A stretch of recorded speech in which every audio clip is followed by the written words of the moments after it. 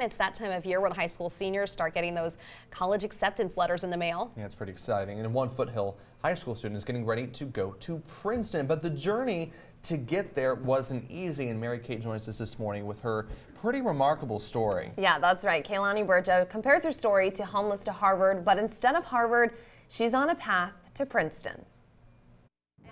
To say 17-year-old Kaylani Burja grew up fast would be an understatement. I was born on Guam. I lived there till I was 9 with my mom.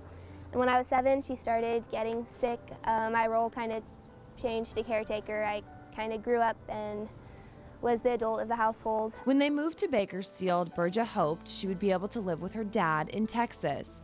But 2 months later, he took his own life. He was my best friend, and I kind of hoped that eventually I could move in with him, or he would kind of be my escape or my out from my situation at home. The summer before her freshman year, Burja's mom was in and out of the hospital for addiction. At that point, I just kind of was like, okay, I've been given these circumstances, what am I going to do about it? At 14 years old, she began researching emancipation and talked with an attorney. Eventually, her grandmother was given temporary guardianship.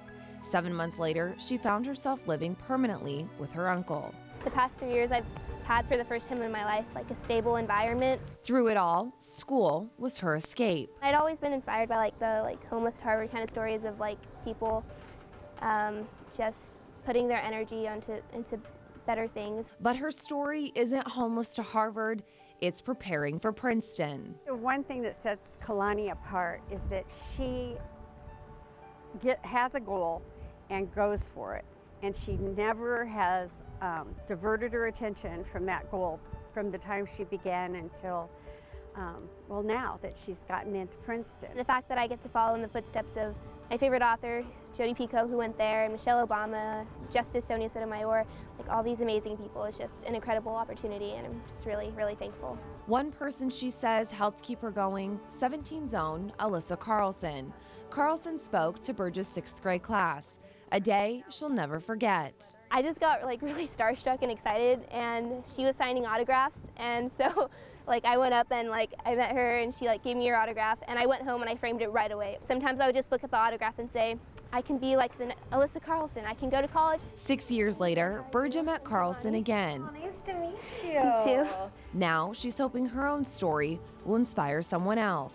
I just want them to know that as long as you stay focused and you have a goal, honestly, I know it's so cliche to say, but I got into Princeton and that's a dream come true. So I think dreams really do come true, but you have to work for it.